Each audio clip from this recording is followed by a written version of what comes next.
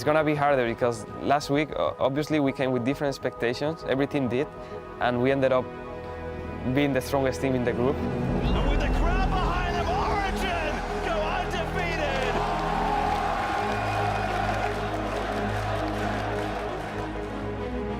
I feel like this week can be a lot different. Teams have prepared more for today.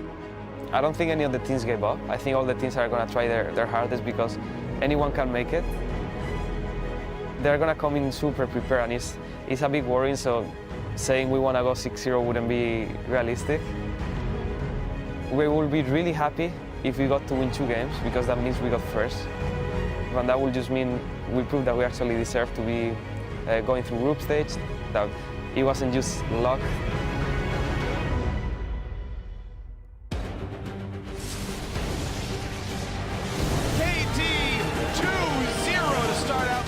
Championship.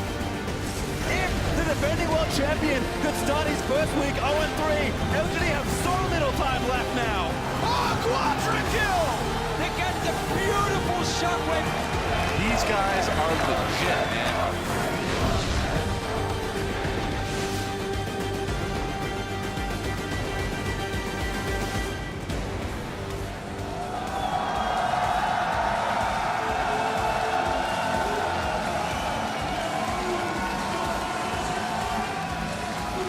Bonjour and welcome back to our continuing coverage of the 2015 World Championship. Today we will follow Group D as they battle it out in their final day of round-robin matches to see which teams will advance to the quarterfinals in London. The crowd is plenty hyped and amazing at Niels. They're headed to the stage, ready to do battle in our first game of the day. So as will he finally get his hands on that gangplank today? Only time will tell. Of course, TSM making their final adjustments, and Lust Boy looking stone cold. Hello, everyone. I'm still James Dash Patterson, and once again, I surrounded myself with some of the premier regional experts to help break down the action. To my left, coach for Europe's Rocket, Jacob Yamato Kenan Mebdi, LPL commentator Jake Spawn Tiberi, and the NALCS's own Aiden Zyrene Moon. Good morning, gentlemen. Good morning. You're looking quite relaxed, my friend. Yeah, it's a very laid back, very still waking up, maybe. Oh, conserving for the many exciting games that we're going to be having today. Now, yesterday we saw 2 more teams advance to the next round of Worlds, SK Telecom and Edward Gaming. While SKT showed why they were the favorites in this tournament, China's EDG was much less convincing. Yeah, SKT looked amazing. Like, let's just get it out of the way. You know, teams came into this tournament and said there is no Samsung White. Well, I'm going to dispute that because Blue last year was a second-best team, and White beat them in the best-of-3 in an average game time of 27 minutes. And game 2 and 3 looked an awful lot like what SKT did against EDG in their 2 games. They beat them in an average game time of 28 minutes. This is supposed to be the second-best team in the tournament. And my God, this Korean powerhouse, man, they are intimidating as all heck. It's like, while I see where you're coming from with the comparison, I think it's too soon because the thought of EDG being the second team in the tournament, I understand that sentiment as well, but looking at the other teams in all other groups, like Origen, like facing SKT, I think that could be interesting in the future as well. Maybe Flash Fools, maybe Cool Tigers, KT. I think there's a lot of teams that could be the second best team in the tournament by now. It really just brings up the idea of whether or not you value the, past performances of the team at MSI, something like that, the way they came into the tournament on paper versus their performance and their relative strength of group. I think that's definitely true. And we have to look at longevity because there's still weeks to come, right? Some teams could actually go up to that second spot. Maybe KT comes out. Maybe LGD gets it together. We'll have to see this week. But we'll talk a little bit more about EDG here. They had some problems in the early game. They look like the second best team, like you said, but there's definite problems with the lane swap that they are just not used to yet. The European lane swap with the fast push, they're trying to avoid that, and they're putting they're band-aiding the problem. They're picking mid-late game farm champions like Jinx, and they're getting around that. But that is something, the European lane swap, that when you make it out of groups, if you do, and the EDG did, you're going to be going up against teams that have this perfected. So you have to find a way to adapt to that without just band-aiding it for the time being. Yeah, we saw them claw their way back from a 6K deficit against the Bangkok Titans, but they might not be afforded that opportunity against a team like Origen or SKT again in the future. Now, moving on to today, let's see how the teams in Group D are stacked up. Europe's Origen is currently in the #1 spot after going undefeated in Week 1. KT Rolster is behind them at 2-1, followed by TSM, while the LPL's LGD is still looking for their first win after a rough start to the tournament. Of course, we'll be able to lock down those rankings after our games today, which of course begin with TSM versus Origen. After that, KT Rolster will take to the Rift in back-to-back matches, first against LGD and then against TSM. If there are any tiebreakers required, we'll bring you those immediately following our 6th game, LGD versus TSM. Gentlemen, let's start with Origen because they surprised everybody. We heard Expeke talk about it. They surprised themselves with their 3-0 start. Yeah, I think Origen is a team that coming in from a pool 3 definitely overperformed. But the thing is that this is their level. Because what happened is Expeke came into his own. He's now one of the best performing mid laners at the tournament, and he has really high kill participation. He's becoming a part of these fights. He's no longer a liability, and their draft has been amazing. Hermit, their coach, he's not just drafting around his team's strengths. He's drafting around the enemy's weakness and making it so that they get to attack the weak point of their enemy's tendencies, which is something that I think on the world stage everybody should be doing, but they have done it the best so far. See, that actually worries me a tiny bit for Origen because that's easy to do if you play one game per game, but you put all 3 into one and you make one executional mistake and all of a sudden you lose a game. However, Origen's play on the Rift, especially out of their bottom lane, who I was expecting good things but not amazing things, has been like second to none so far this tournament. Niels and Mithy have shown that they are class through and through. Oh man, you give him Callista so many times, you enable Mithy to make I these have a feeling we plays. won't see Callista too often in the hands of Origen. But Callista hasn't got the best win rate. It's like 38%. And only Niels is the one. But in the hands of Niels, it's Imp been is a very... great Callista as well, and he can't win with a champion. So Well, also- that whole team is underperforming. Very important to highlight the fact that the European and the North American teams have kind of an advantage in the group stage simply because of how the LCS structure is. We have best of ones,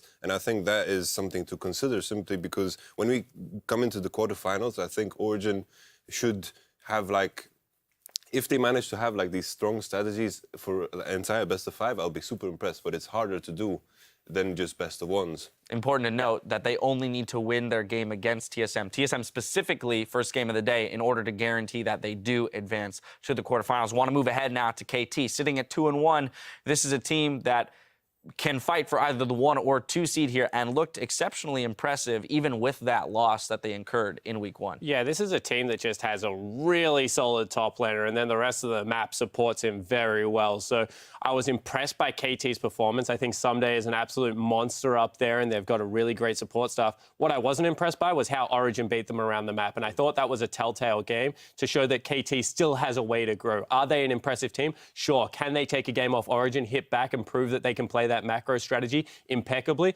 That's what I'm looking for today out of KT. Yeah, because KT, they lost the game while down in kills, or up in kills. I think it was 12-11 with KT having the 12. So they lost the game up in kills, but KT, they kind of suck at taking early towers.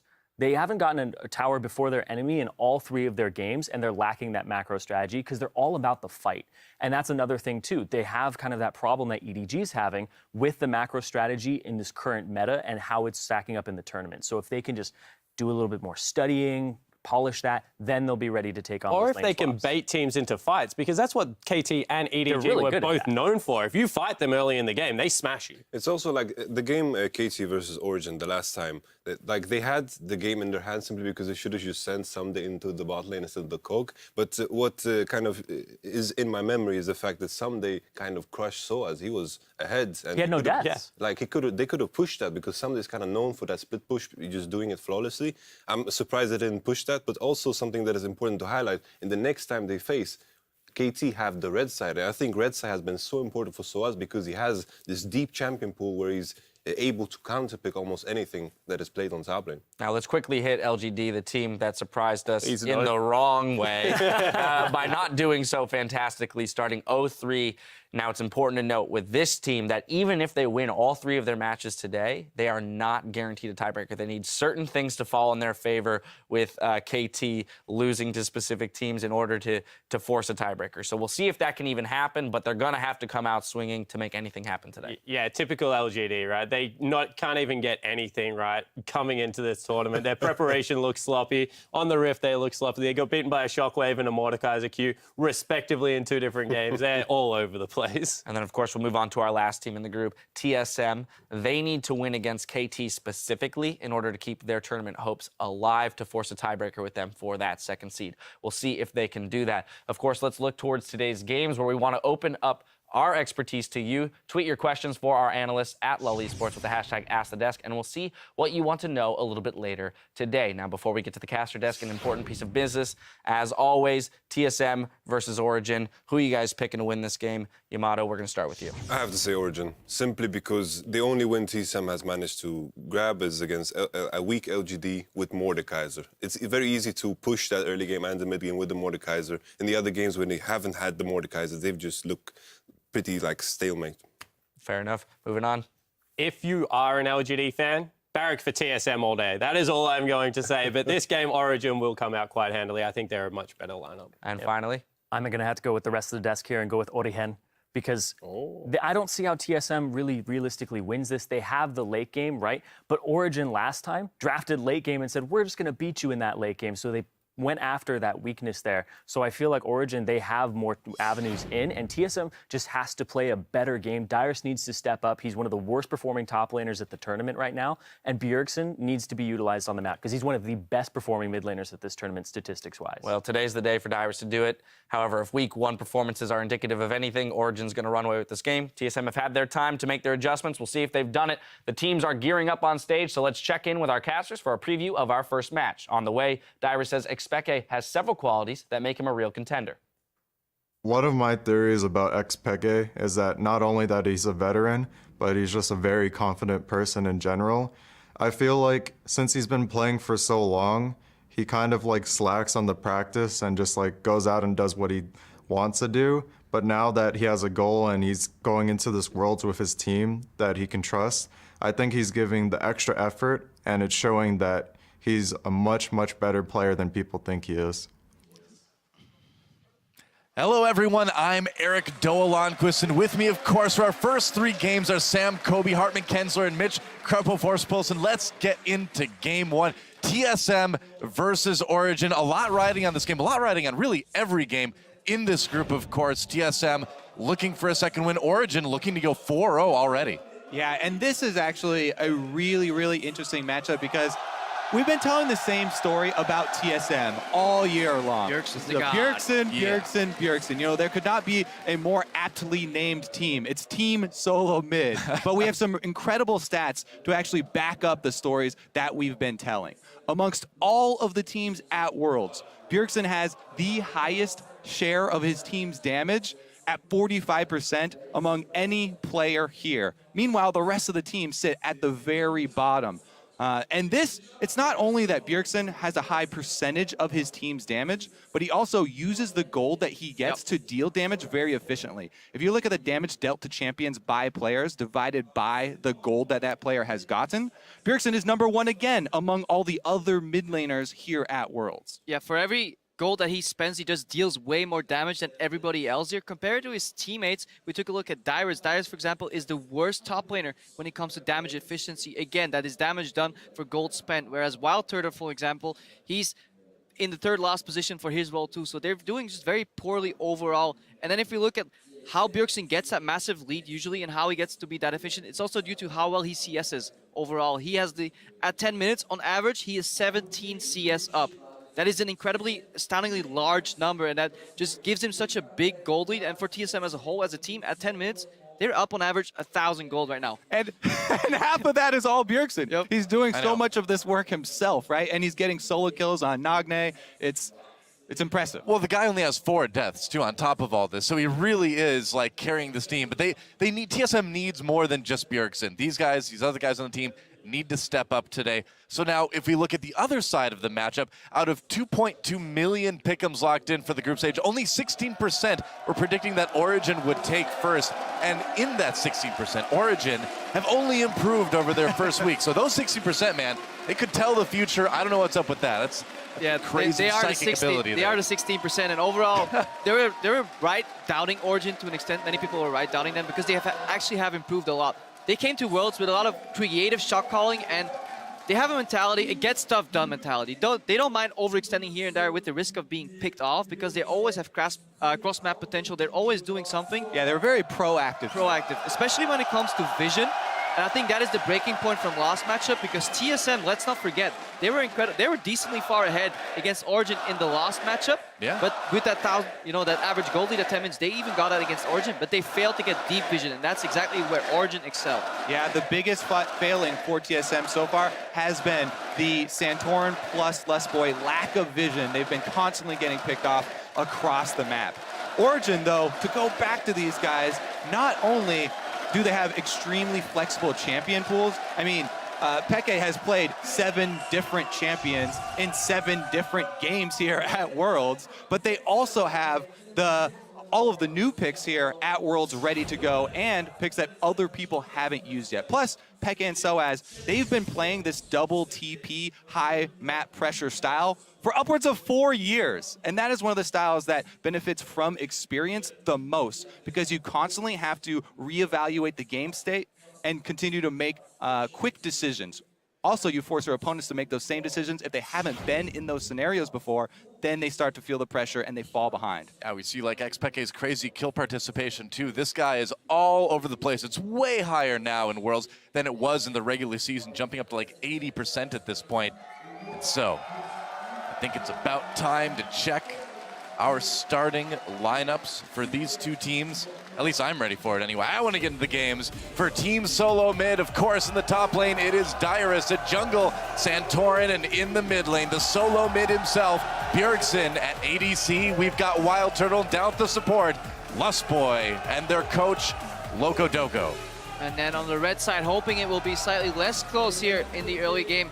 Top lane coming out here, Soaz performing incredibly well. Jungle will be amazing. Mid lane, obviously, the Herald here, XPeke, fan favorite. AD carry, rookie of the year, in my opinion. Niels, supported by Mithy, fantastic player overall, and coached under the all-seeing eye of Hermit.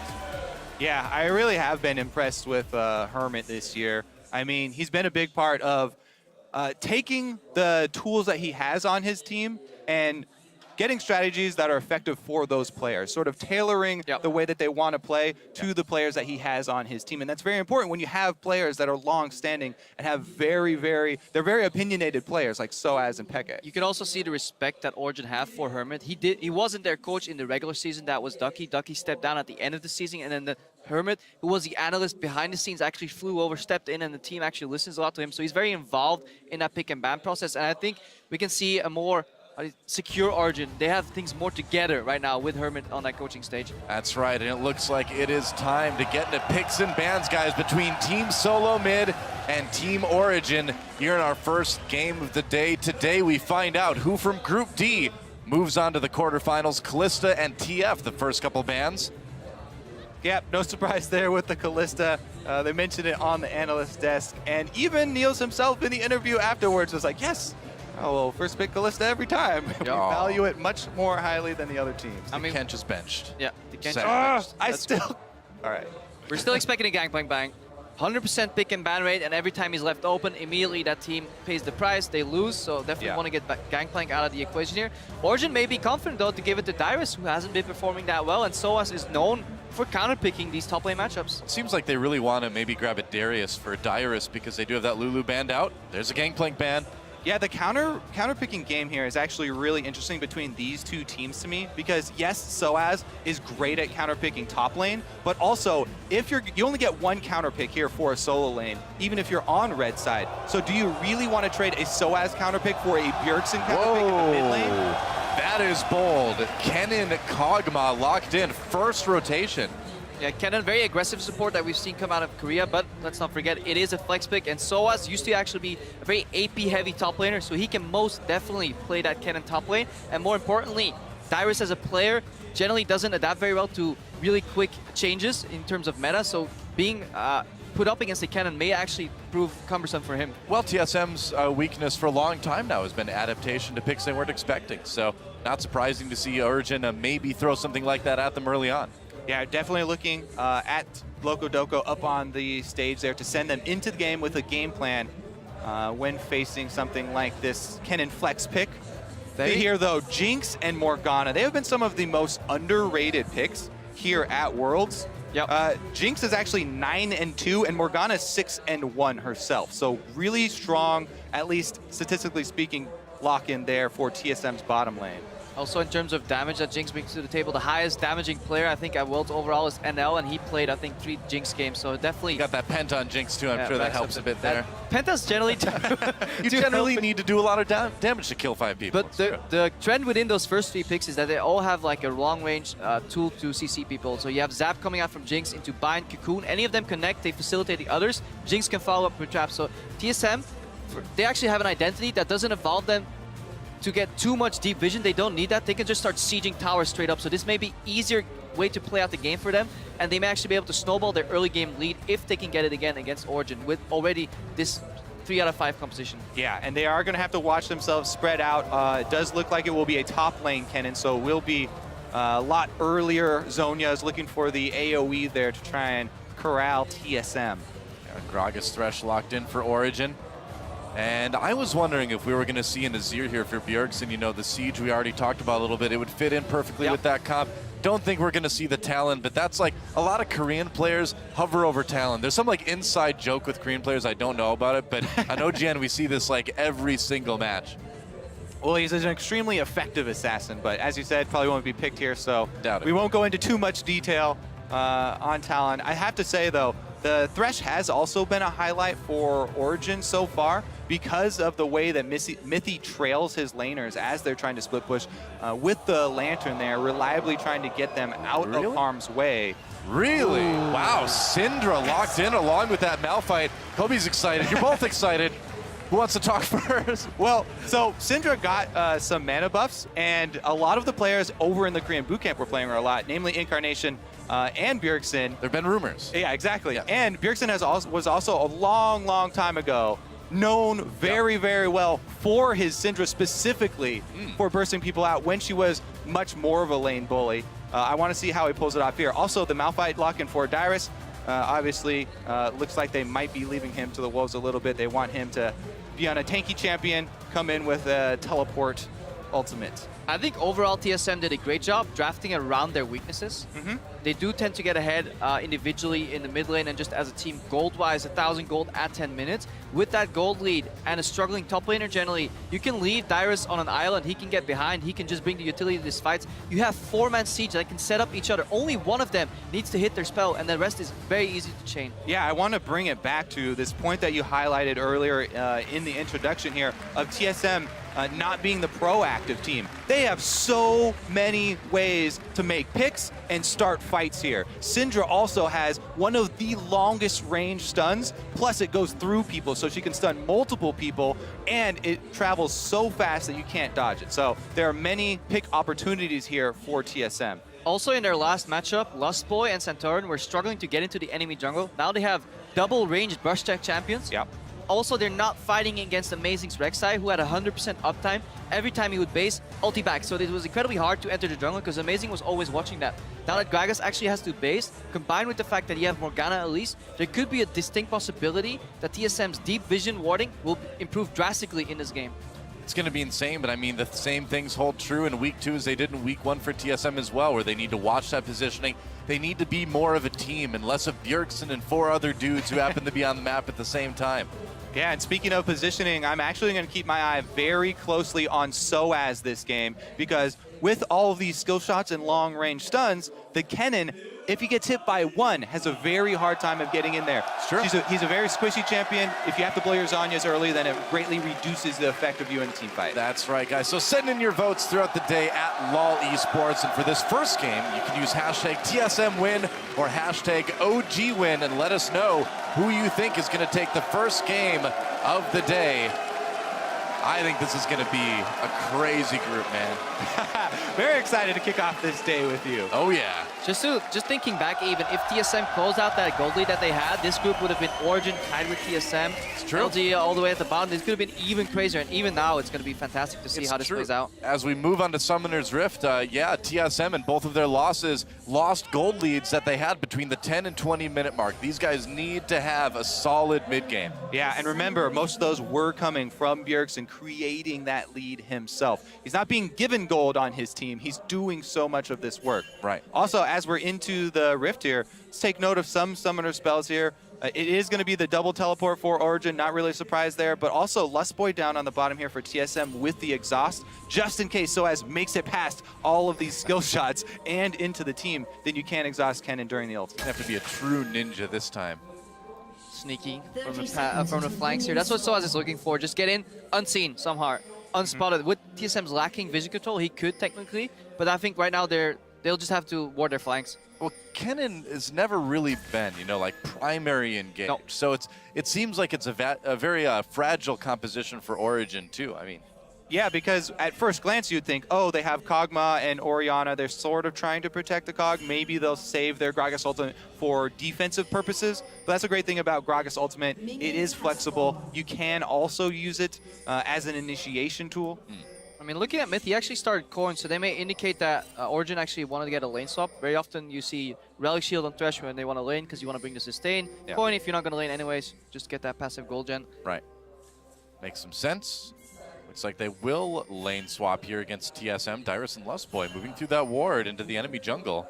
Yeah, it's actually going to be a three-man delayed invade here for the red. They're going to start the red up actually a little bit slowly, but Origen did see them walk on the way in, so they're going to try and react. The only thing is that TSM also have Santorin starting off their own red, so a double buff start here for TSM. However, Turtle behind on experience already because he's not in lane. Yeah, I mean, a little bit odd to see Turtle sort of wander his way back through the jungle, back to lane. Dyrus is going to grab that red buff, though. So this is a good move by Amazing. He saw what was going on, so he immediately moves into the other person's jungle aggressively to find some more information to see what is going on exactly. Turtle, he took the hit for his team. He set himself behind to get a potential 3-buff start for TSM. Yeah, it's actually fairly interesting because they will be relying on Jinx for the late game attack damage threat to make sure that Origen cannot just build magic resist. But as you say, Amazing did go check towards TSM side, but remember, with Santorin starting that red, he couldn't get anything done, and Amazing actually ended up wasting a lot of time, so even he is going to be fairly far behind here. I think this is an incredibly smart start here just overall from TSM. If Bjergsen can keep up what he's been doing in every game so far, and this start will play out the way it did, then TSM will get that average gold lead at 10 minutes. Yeah, and look at this. There's actually a very interesting mind game here from TSM. All they did was take the red and one of the small monsters in that camp. They didn't fully commit to taking over this side of the jungle, which is what teams normally do. And Origen, you know, basing Amazing's moves off of the expected behavior of their opponents is what cost him that, you know, 10 seconds moving across the river there. You know, TSM actually came out ahead in the mind games of the early stage. I just wonder what's going to happen, because, I mean, we've seen TSM be pretty solid, like we've talked about in that first 10 minutes, but it's just always between 10 and 20 that the lead slips away for these guys. Oh, and maybe again coming in onto Expeke. There's the stun from the Sphere for Bjergsen. That's a lot of damage. Expeke, Ignite ticking down, and he is going to go down. First blood goes to Santorin. Renamed to Team Duo Mid. Team Duo Mid. This is exactly what we were talking about. Only one of those spells needs to connect. QE from Syndra, followed by the Cocoon. If Cocoon hits first, then Syndra follows up. Then Morgana Binding. They have so much CC they can layer on top of each other. And honestly, Peke may have been wiser for him to bring Cleanse rather than that standard teleport that he's been running. I think so. And that flash is down now, so he's going to be even easier to gank next time. Yeah, that long-range stun from Syndra is one of the reasons why she became my go-to mid. The missile speed is just so quick on the combo. There's no way that you can reliably dodge it. And generally, you don't get punished if you miss it because that's such a large range too. Generally, if you're in the mid lane, when you miss your spell, they can aggress on you. Good players will use that window, but you can backpedal relatively safely. Yeah, I mean, I'll give that one to you, but there are situations 6 out of 10, where, maybe? Yeah. I'll take it. Kobe's like, well, if I'm against the Syndra, no way she's getting away. I'm good enough to punish that. Because I'm thinking, if you just blow your E on Syndra, it actually leaves you extremely vulnerable, and Gragas is great at closing that gap. So if Amazing had been there for a counter gank, then you know, he could have disrupted things, but you're right. With the jump that TSM got there, well-deserved first blood, and it did go to Santorin, so some money spread about. We'll see if Santorin can actually make that money count and get some deep vision for his team. Yep. Meanwhile, Dyrus has fallen a little bit behind in CS down in that bot lane, but that's not too surprising if he's laning against a Kog'Maw Thresh. It's going to be tough for any melee to lane against. Yeah, Origen, they swapped it around right now, and they dropped a pink ward on the right side of mid. Soaz pathing into Santorin here. Oh. Santorin.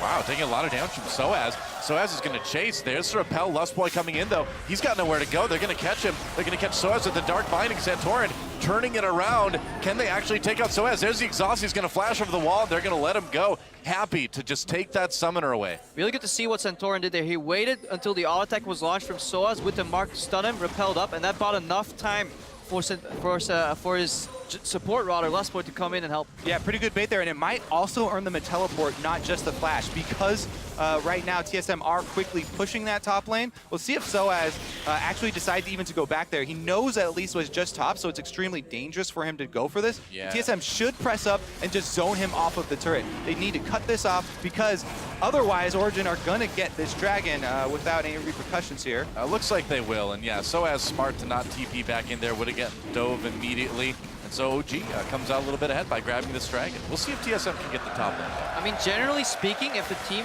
resorts into a very early dragon, it actually means they're behind and it is the best option left for them to take. They do invest a lot of time taking that, and it gives what we call the tempo, momentum, call it what you may, for TSM, because they're going to pick up this tower and actually establish a gold lead. Yeah, the thing is that TSM also actually didn't get in there quick enough in lane to zone Soaz off of all of those minions. So Soaz did soak up some experience, and Origen get a little bit back there in the top lane while they trade Dragon for first turret. Wow, and Origen throughout Worlds has been very, very good about getting those dragons, and they got another one right now, but like you said, they need the gold. They need those turrets a little bit later. We'll see how fast they can take down the bot lane.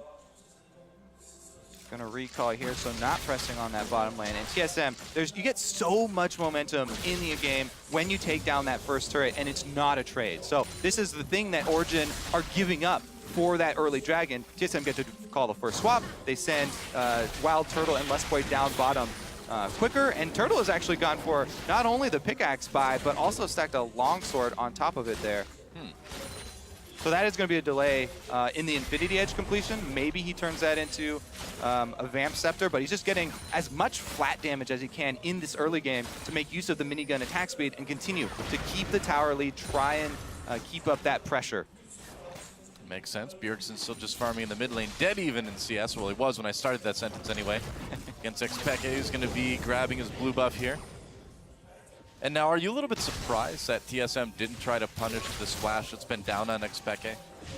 He has been playing fairly safe on Orianna, trying to stay back and not extend too far into the lane. Plus, they did get a little bit of vision coverage for him. But yeah. Origen overall, they know that TSM likes to play with multiple members around mid lane, Lustboy roaming. This is an old style of them. The response after that death from XPeke was immediately Mythy and amazing, roaming to mid and placing some wards. So pink ward went down, that got killed, but they still had a lot of wards remaining around the mid lane. They just faded just now. But Pekka generally is protected well by his team. And again, that speaks to the dual synergy between jungler and support that is just far greater on Origen overall. That makes sense. We finally got the 2v2 down in bot lane between Niels, Mythy, Lustboy, and Wild Turtle. Ward in the forward brush for both teams, actually. Oh, going to get cleared out by Origen, though. Yeah, plus this time around, Peke also protecting himself. Got his own pink ward there. Yep. So doing a little bit of his own vision. Bjergsen finds it immediately, though. Yep, that one's not going to last too long. Well, we'll see. No, he's still going to get it. Yep. It's like a contest of whose orbs are superior. Ball versus spear. Who comes out on top? Well, back down to this bottom lane, though. While Origen did take the dragon in exchange for that top turret, they also got a CS lead for Niels down there. Going on to Dyrus. There's the ultimate. Amazing coming in as well. Dyrus, he's got his ult, he's got his flash. Probably not going to get taken out. Yep, he'll be able to escape that one. Has to burn the ult, but things could be worse. Meanwhile, TSM going to make a counter move down here on bottom. They saw the jungle up top there, and Niels and Mythy get out just in time. Looks like they might be able to get that bottom turret, though, so that's going to be first turret of the game, or second, rather, for TSM, and they continue pushing this objective game. Yeah, Bjergsen gets ahead in mid lane in terms of push, then he uses that to get a roam, and TSM are speeding up the game right now. Counter push here from XPeke, and we just hit the 10-minute mark, and We've been used to seeing this. Yeah, and again, keep track of the minions as well, because we were focused so heavily on the turret going down first there for TSM, but Origen actually got the minion lead on both top and bottom lane in that lane swap without focusing on the turrets and losing minions to the turrets. So if they equalize these outer turrets, then they'll slingshot back ahead in gold, and they have the early dragon. You gotta compare the team comps of the value that they bring when they're combined. When all parts are combined, how strong is that? Because for TSM, the sum of all these little parts is just greater than individually the parts of what they bring to the team, especially if they can group right now in mid lane and start sieging. That is what their composition is built for. Grouping 4 or 5 people and just fishing with skill shots, and hopefully you connect one of them. That is especially true in this game because of how vision reliant this TSM team is. They have so many ways to make picks, all of these skill shots we've been talking about, but when the last outer turret goes down, that mid lane turret you're talking about, that's when they really get to set up shop. You can see they're already trying to move into the blue quadrant of Origen's jungle here to set up some of that vision and get a look at Origen's early moves. Yeah, so TSM, now the pressure is really on for these guys. This is the point where they started to kind of fall apart in some of their losses last week. So this is really it. Like, these next 5 minutes are probably going to determine the game for this team. I think TSM just placed more wards in this, more deep wards in this game than they did in the entire game versus Origen last time. Yeah, There's that pick they're looking to set up. That's true, and they're getting those pick opportunities from those wards, which we didn't really see a lot of. Amazing. Is he in trouble? There's a Dark Binding. Centaurn comes in, lands a Cocoon. Amazing. Can he get to the Lantern? Wards drop to prevent him from clicking it. Has to flash over the wall to get away. Oh! Ultimate used to pull in Lustboy, but no follow-up really for Origen, so they'll be able to make it out of that one too. A tiny collision radius was added to the wards to prevent that from happening, from spamming. There still is a possibility, but it's still quite hard if you're panicking and you misclick once that auto attack is launched. You can still technically click the Lantern, but it's a lot harder these days. Amazing didn't want to take that chance, but luckily for him, Bjergsen missed his earlier stun. Hits this one though! Flash Cocoon, and they take down Expected cleanly under that turret. Mithy trying to defend his mid lane, but TSM's going to take this one too. Once again, the skill shots, I mean, just to reiterate, misses this one actually. I mean, it seems like we're telling the same story over and over, just send some skill shot at him, but that's Long exactly... stun. It's because the story is so clear. Yeah. And that's actually something that Hermit specifically said that he values in team comps during the interview a couple days ago. Well, Origen going for that second dragon, so at least going to be able to maintain the tempo with that objective anyway, but they're going to need some turrets. They're down 3-1 right now. The gold lead is starting to swing again in TSM's favor. Can TSM keep this up though? Can they keep doing this on tier 2 towers deeper into the map? Can they make picks? Have they fixed their Baron baits? Because otherwise, if Origen can stay relatively even in terms of gold and keep getting the cross Baron or cross Dragon, then eventually they will be at 5 dragons. And late game, they scale pretty well with the range on the Kog'Maw, the flanks from Kennen and Pekka Orianna rather. We've seen it. One shockwave is enough to turn around a fight. Yeah, I mean, Origen's going to do a ton of damage late game, so it's not over yet. Not by a long shot rather for Origen. I'm infecting you. I know, right? I spent too much time in Europe. All right, well, as of now, TSM actually have done a decent job of controlling that vision. Origen, though, as you said, the main highlight, they've been able to stack dragons thus far, which actually, the bonus for number 2 doesn't do a whole lot. It's just that if they can win the next team fight, then it does put a lot more pressure on TSM. So we'll see TSM move in and try and get vision before next dragon spawn. Oh, grabbed it. Raptor Steel. That's all you need to do. You need to take away resources on the enemy side of the map. TSM could actually start looking to move up this line of pink wards they have. They have very defensive set of 4 pink wards right here in their own jungle, but Origen have no business going there. So if they can move up those 4 pinks, layer another line of green wards in front of them, they can start shutting down the jungle efficiently and keep Origen spread out and then fish for those skill shots that we talked about earlier. Yeah, I actually like what TSM are doing here. They're moving up into the red quadrant of Origen now. Because Dragon is gone, they're changing their focus, spending more of their vision in that top side. And we'll see if they try and make plays around their vision. That's always what you want to do, obviously, when you go to the area that you have lit up. Well, it's so good to see TSM being a little bit more active in getting some of those deep wards down. Origen is starting to sort of clear some of them out now. But this game, I would say, so far looks more promising here in week 2. It definitely does look more promising for TSM. I do want to caution against a 1 team fight collapse here for TSM. could be a giant gold swing. Because once again, there's a lot of standing gold in the outer turrets here for TSM still left up. You can take those very easily after you win a team fight. So while Origen are behind in gold right now, it's due to this giant turret advantage that TSM have. They actually still are doing really well on CS. And the neutral objectives. And in addition to that, to take down a tier 2 tower, generally you need at least one rotation. Because you can't just siege 5-man mid into an Orianna Gragas. They have too much wave clear, but you can pressure them in. Then you can make the first move to another lane. But Soaz is essentially blocking the move to the top lane, because 1v1 he's beating up on Dyrus. So the only play left is either to rotate from bot to mid, or from mid to bot. And TSM are struggling to find that opening, find that opportunity. So that's what they're looking for right now. Deny Xpeke a wave clear somehow. Strike when he's not there, or move away from him. At this stage in the game, when you get all the outer turrets down and you have the deep vision like this, the important thing to focus on is cutting off the farm of your enemies. Because you're going to try and deny the minion waves by using the vision you have in their jungle to cut off their movement between the lanes, and also look for those bonus picks. Yeah, you also want to look to smite their wolves and raptors just to take away the oracle buff or the wolf buff, just to get more control of the map. Yeah, and TSM right now, all kind of hanging out on their side of the map. A lot of those wards, actually not too many of them have been pushed back too. I'm just like not used to seeing TSM having wards deep in the enemy jungle at this point in the game. They had a lot of opportunities last week. Who is really? Who's used to that? Well, I mean, maybe we should get used to it. Origen takes on the mid turret, but TSM, at least they still have that vision to work with. But this is where, again, you know, we've said this. I feel like we're a broken record, but it's so important that this is a point in the game where TSM has been consistently falling apart. I feel like TSM should actually use this bottom turret as a trap. You can actually bait with turrets. It's a low health outer turret, should be easy for Origen to take, but TSM, if they set up properly for this, they can close a trap on Origen. If they get a deep ward for Dyrus to teleport in on, they can have everybody collapse down here and try and pull off that fight. Started with skill shots. Looks like Lustboy. Bjergsen's actually going to be really late on this rotation, so they can't pull the bait now. There's a ward for Dyrus behind them. Yeah, this turret's going down for sure. Origen could have a fight here too if they wanted. Not going to go for it. Part of me just wants to yell, fight already! But they're not doing it. They're just taking wards and turrets. Well, there it is. That's a standing gold I was talking about. Origen slingshot right back ahead, and they're actually up in gold now, despite the 2-kill advantage for TSM. Yep, and we are right before 20 minutes. Right on schedule. So Neil's going to recall. We'll see what he picks up. He's got that Trinity Force down, had it for a little while already. Yeah, helped out in taking that turret. Origen are actually good, really strong on item completions right now.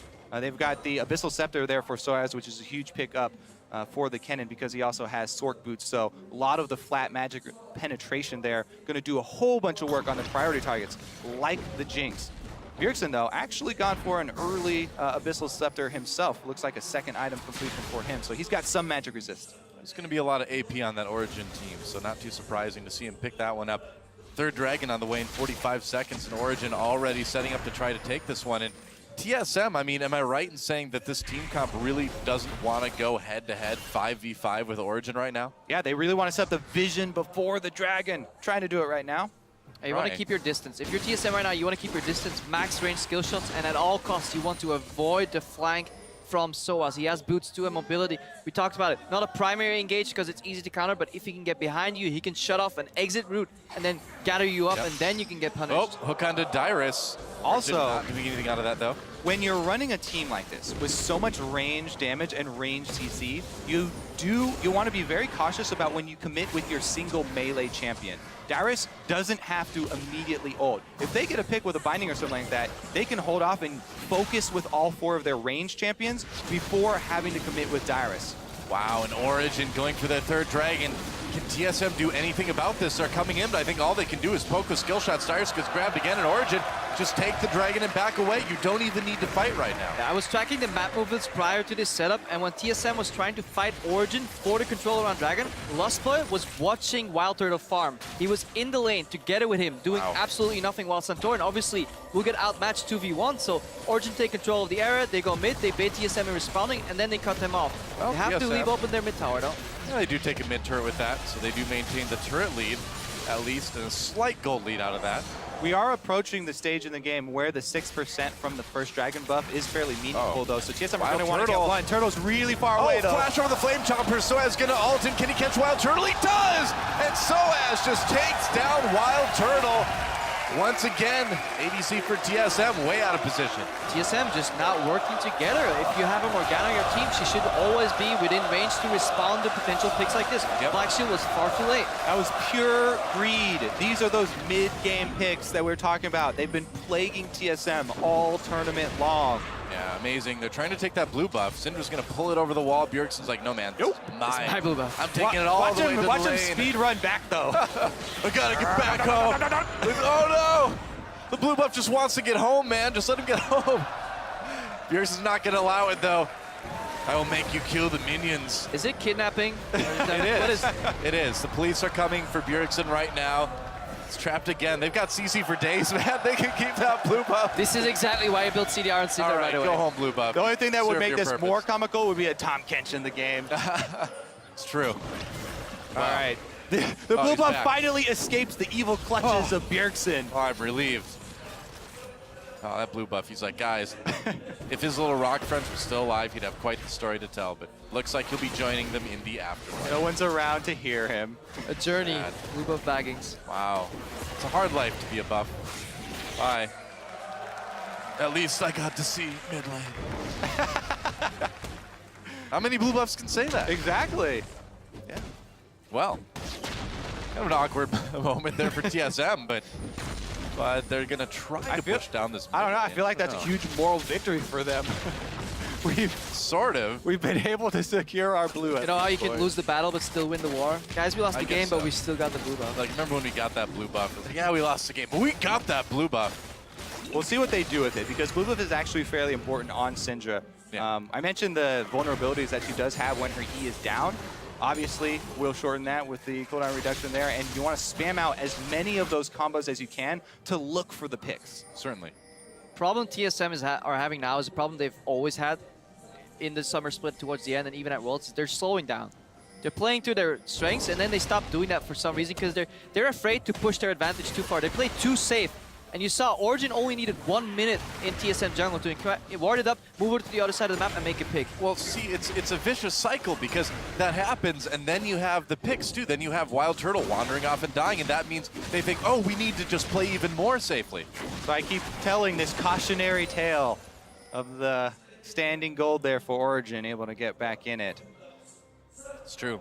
Also, the later you go, if at first you traded turret for a dragon, say worth. You know, free turret. Second dragon, definitely worth. Third dragon, you're starting to question how. But you keep saying worth, even though you question yourself. Just keep telling yourself worth, and everything will be fine. How well does this program scale? Because up to 5 towers, then you give away 5 dragons, and suddenly Origen coming out swinging with some true damage. So Yeah, that does not work very well. Not worth. Unworth. 4-3 is the turrets right now for TSM, but they have kind of stalled out. Those wards in Origen's jungle have largely gone away now. I mean, look at Expecka. He's completely fine taking the slow game on a pick like Oriana. It scales incredibly well later on in the game. She needs 3 items to even function very well in teamfights, so Pekka is definitely fine with the slow pace of this game. So is Niels on the Kog'Maw. Kennen kind of falls off, but still serves his purpose later on if you can just get that Zonias and buy time. Because if you're running a double carry composition with Kog'Maw Oriana, that's enough for Soaz. That's all he has to do is buy time. Because it's not like Dyrus will outscale him anyways in terms of damage. Yeah, Origen moving into that tier 2 in top lane now. Wave clear's still pretty good for TSM at this point. One scaling point, though, for TSM is that Origen are extremely magic damage heavy. Yes. Even Kog'Maw does a large percentage of magic damage, between 30 and 45%. So until he even gets his Blade of the Rune King, they are extremely heavy on the magic damage. The TSM have built the Aegis of the Legion, at least. They needed to rush that. Interestingly, speaking in the comparison to the last game, how we're saying the early game was vastly different. How it has ended up right now is completely the same. Last time, at this point in the game, it was 1-2-1 between Origen and TSM. Wow. And Origen were exactly 1,000 gold ahead. So history looks like it'll repeat itself. It started out differently, but you can't change the course of time. I guess so, but it's still a point, though, where TSM can make a change. They can still take control of this game. It's not over by a long shot. Very much so. I mean, Syndra's combo, the missile speed is 2,500, one of the fastest in the entire game. So Wow. the surprise stun can What is still that come, measured? Is like can Timo's still per come hour? out. Yeah, it's Timos per hour, yes, that's the speed at which we measure things in League of Legends. everything measured in Timos. Actually, I'm going to lobby for everything to be measured in Kenches now. instead of inches. It's a bigger unit of measurement. Yeah, exactly. Quite a bit. You know, maybe you've got. I guess we can include both. You've got like inches and feet. What about Timos and Kenches? It's about like you know, you could probably fit about 12 Timos in one Kench. All right, we'll get that. Get that through the we'll balance design We'll thing. get that survey rotating around here through the French audience. All right, no kills, but Dragon has spawned finally, and TSM is actually in position to defend it.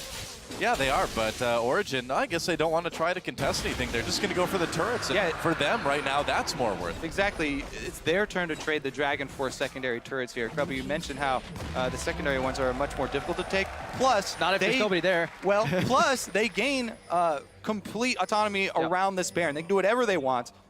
There's one ward here for TSM, but all that does is signal that they have to be careful. Yeah. Because they can't see into the Baron pit, and Origen can pull some baits. Luckily for TSM, Origen was kind of out of wards by the time they moved into the Baron, because if you can see, there's a few wards being placed right there, but not too many. De-warding hasn't been done perfectly either. And TSM, when it comes to a team that can face check a brush safely, it is this roster. Everybody doesn't even have to get close in proximity of that brush. You can just chuck skill shots in and hope something hits. Yep.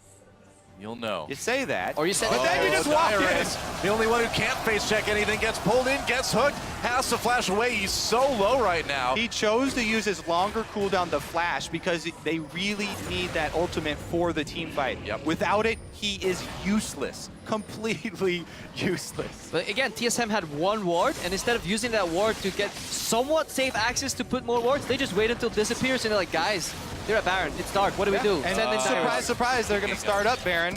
Speaking of Baron, Rocket comes in, they're going to check it, misses everybody. They're going to see Baron being done, though. Origen has to back off for the moment. Yeah, mid lane is down, so there's no rotation here for any like outplay potential on TSM side. So Origen, they don't really get punished. If TSM was even safer in their approach, they could have lost Baron there. Yep.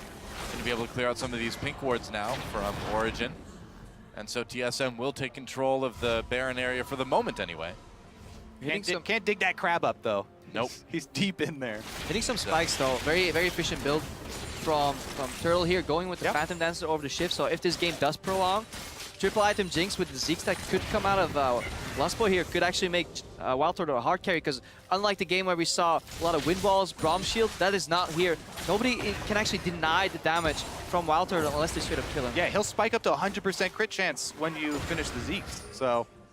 And I mean, the thing is, you know TSM's aware of the disparity between Bjergsen and the rest of the team as far as damage goes. There does seem to be a lot more priority in this game on getting Wild Turtle ahead, on getting him to be the big carry in the end of the game, and having Bjergsen play more of this control mage in Syndra. They're putting a lot of faith in him, and he has to respect that and actually watch his positioning. Cannot afford to get caught out once again. Well, Soaz running from Dyrus right now. Has his flash if he needs it. The slow burn. Fighting him, I guess. He's going to TP out of there, actually. Oh, gets knocked up, though. Dyrus finds him. Soaz pops that ultimate. Dyrus gets stunned. He's going to keep chasing. He's got that Q, but Soaz can escape. He's Kennen, man. He can get away. Oh, the Jinx rocket. Whoa. Soaz. The fact that this is possible is actually really good for TSM, because earlier we were talking about how to get map advantage, you need to Teleport rotate. blank. You need to rotate, and Soaz could beat out Dyrus. In addition to that, not only does Dyrus beat Soaz 1v1, he also takes out the teleport and removes the potential teleport flank. So this is huge for TSM in the next 5 minutes. Now, with the ult already used, why wouldn't you just flash there instead of try to TP out? Why? I don't know. That's a good question. I mean, that's what I was wondering the entire time. Hold on. The ult Hold on, you guys down. okay, TP is very important for Origen, but so is Flash on Kennen. Like, Oh, okay. Flash on Kennen is ridiculously important for the engages. I see your point. If you don't have teleport, you can tailor your team play around the fact that you don't have that one teleport, and Origen still have a teleport on Peke. But if you don't have the Flash on Kennen, it's really hard to tailor your team fight around a non-Flash Kennen. That's a good answer. It's a great answer. Great I answer. feel like I Fantastic. learned a lot right now. Success. Professor Kobe's back. I'm kidding. Feel educated. Oh, Origen pushing up that mid lane again. Peke down the bot lane has to clear some of the wards. Somebody's got to answer Dyrus, and they've got to send Peke down there. And this plays into it. You lose one teleport. Well, we have two anyway, says Origen. We just move a different guy. And Peke could actually do a lot better against Dyrus 1v1 because he can poke him out more reliably. That's a good point. Fighting for the blue buff. No Syndra here, so... Blue buff heard what happened in the last one. Yeah. He's like, all right, I'm just staying home. Is Peke any more benevolent than Bjergsen, though? I mean, who would you really rather have as your master? It doesn't end well for the blue buff either way, does it? Not really. Oh, well, he's like, well, might as well try to hit him. Oh, no, never mind.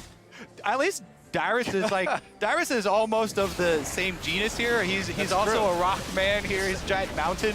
The same, like, rough species, I suppose. Origin, though, going for this Baron. Have to back off as they see TSM coming up the river right now. And they're going to dive into TSM's jungle here and go actually for the top lane. Interesting move up here mid. This is a Jinx, by the way. You don't want TSM wins out. Don't want to base race a Jinx here. And Origin, we talked about how good they are at quickly assessing the game state. They know they're behind. They can't go for this split here. And TSM actually moving straight up mid, get a whole bunch of damage. Mistakes already made, though. That's a ton of damage on that turret. They're actually going to take it out. They take out the mid inhibitor turret. I mean, TSM, they were already sitting in the mid lane, so the path from mid to mid is obviously shorter than from Baron all the way to the top lane, so that's actually a big mistake from Origen, and really good use of scrying over there from Turtle, because he spotted Origen the second they started Baron, and that just gives you so much room to out-rotate and go for the base race here. Well, Amazing gets stunned. You're going to throw a barrel in there to check things. TSM looking for possibly a pick. Don't quite find one, though. What's Origen going to do? Run for their lives, I guess, at this point. Yeah, TSM, they're really not a team that I think should chase too far. Dyrus gets hooked in, though. Gets hooked, gets thrown to the box, takes a lot of damage, and he's going to back away. He's got his ult, he's got his flash, but he doesn't have much health for a while. It's so interesting here, the decision between Origen going for 4th Dragon and trying to defend their inhibitor. They're actually going to sacrifice the move up mid in the inhibitor for number 4 on the Dragon stacking to wait for number 5. We'll see if this corral here works out because they've trapped him inside their base, but Dyrus has teleport. That's true, but how's the rest of TSM get out here? Oh, they're stuck in the base. There's the explosive cast pushing the turret. TSM. They need Dyrus now. Dyrus has to be there. They're going to flash over the wall. Everybody burning those summoners. Origin chasing, though. Looks like they might let them get away. But that's actually incredibly good shot calling there from TSM, because that was the only correct play they could make. TSM's lineup is incredibly strong if you can punish members running at you, if you at least have leeway behind you to move farther, but they were blocked up by a turret. How much are they going to give up for this, though, as Origen now move in to sweep out Baron? Vision control around Baron going to be taken out. And talking about cautionary tales, when you take down a single inhibitor this early in the game, sometimes the team that you took down, never mind, we're talking about a Baron here. Origin going for this Baron one more time. TSM, they feel the need to stop this. Oh, that's a choke point. Shockwave gets 3 people. Can Origin follow up? Dyrus comes in for his ult. Soaz with the secondary engage, gets some stuns. There's Sonia. Soaz goes down, though. Bjergsen with a kill. Lustboy got taken out during the fight, and Origin, they can't keep doing this Baron. And that was all Lustboy's exhaust. That was the difference between a double kill on Baron for Soaz and just Soaz getting immediately blown up and turned around. So summoner choice a lot better, especially in these passive games. If you're a team that's not going to kill anybody anyways, don't bring Ignite. You see again, choke point so dangerous against Oriana. Yep. Here goes TSM, though, all in on the Oriana. They hit both stuns. They actually overlap them. Soaz goes in to cut off the rest of TSM. Not only is it the exact, but the heal there from Turtle as well. Yep, Summoner heal did save Lustboy there. Bjergsen got an awesome stun onto Xpeke after that shockwave landed, and that was just a fight where TSM barely held on. And right now, Wild Turtle wasn't even really in that fight until it was slightly later on. But if he can start out the fight well and stack up that Ziggs, he will be sitting on 100% quit with armor penetration and a black shield to defend himself. He could start carrying these fights in addition to Bjergsen damage. Yeah, and while, yes, Soaz doesn't have flash right now, neither does Turtle. So Turtle's still going to have to be fairly careful, but as long as he doesn't get hit by a hook or Gragas ultimate. Whoa, stun there! That's a stun into Xpeke. Rocket connects, but Soaz soaks it. Xpeke is still with very low health. Origin needs to back off here. Yeah, and these exchanges are all about positioning. If Origin are stuck in front of TSM, they have an incredibly hard time making anything done, because TSM, they throw out bindings, cocoons, they walk backwards. If you get hit by any of them stepping forward, you immediately get blown up, or you have to blow your flash. All right. So returning to the team that actually takes the inhibitor, sometimes you can actually go down in gold, because it means that the entire time, as long as the defending team is able to clear out the super minion, they actually get more gold up that lane, since TSM's minions will kill all of Origin's minions on their side of the map, and Origen can try and just farm defensively. The drawback, of course, is Baron pressure and the loss of vision, which TSM have to use to get picks. Well, TSM's not putting a lot of wards. Well, getting a few in there now into Origin's jungle, but Not as many as you see from a lot of other teams. I'm really wondering what's going to happen when this next dragon comes up. That's going to be a big moment too. Amazing. Caught. That's a big moment for TSM. Gets pulled out on the Lantern though. Lives through the ultimate from Bjergsen. That's why you build Merc Threads. Yep, guess so. Against this team, yes, you definitely do. Yep. Teleport coming in for Origen. Amazing still there. Low health is Baron. Dyrus walked over. He saved his teleport. Yep, that's Stand right. torn down to 40% HP though. Yeah, TSM needs to be a bit careful. They've got some health missing on a couple members, but they intelligently backed off that Baron. So you trade like different concepts, right? You get an inhibitor, you get Baron pressure. Right now, they traded their Baron pressure for a teleport from SOAS. If they can repeat that entire ordeal, send Dyrus split push bot. If the scenario repeats where Dyrus 1v1s and pushes out SOAS, they can do the exact same thing and force Pekka's teleport potentially. And then once the teleports are down, then you can maybe get the Baron. But it's a work of many, many steps, and TSM have shown that they have made a couple correct steps in a row, but then slowed down too much, faltered. So see if they have the big picture in mind right now. Yeah, and speaking of Origen, they have had just such great late game calls so far here at Worlds. Yeah. See if they can keep it up. Well, they've got a 2K gold lead to build off of. It's basically nothing at this point in the game, but it is a little bit at least. But the big story is they've got those 4 dragons. The next one is up in a minute 20. TSM cannot let Origen have this dragon. If they do, you really got to be worried. Dyrus narrowly avoiding a hook there. So I hope TSM, for their sake at least, is aware that Pekka just finished the Quicksilver Sash. So when you have that one skill shot connecting, Pekka will not instant cleanse, he will just wait for you to launch the rest ones, step out, and then TSM can overpile on one target that can just QSS flash out and turn around the fight with a good shockwave. So that's big. He does have to be very careful with that though, because these skill shots actually do a tremendous amount of damage. They don't just lock you in place. Yeah, the inhibitor comes back just in time too for Origen. Yeah. If Pekka takes too many of them before he waits to cleanse, then he might just be low enough, and you can't cleanse the knockup from Dyrus. So talking about pulling the trigger there when TSM decide to actually commit with their melee champion is going to be huge.